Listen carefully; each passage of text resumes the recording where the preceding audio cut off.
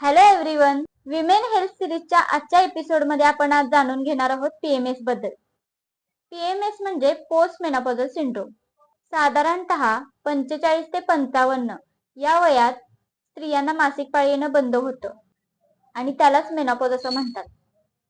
आणि या दरम्यान हार्मोनल इम्बॅलन्समुळे बॉडीमध्ये काही चेंजेस होतात आणि त्यालाच पोस्ट मेनोपॉजल सिंड्रोम असं म्हटलं जातं.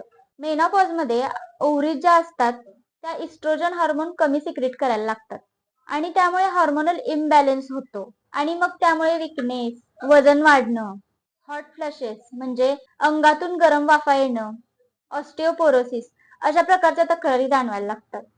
आणि जर या स्टेजमध्ये डाएट जर पुअर असेल, म्हणजे डाएट जर हेल्दी नसेल किंवा कॅल्शियम किंवा व्हिटॅमिन डी ची कमतरता असेल तर या तक्रारी जास्त वाढतात.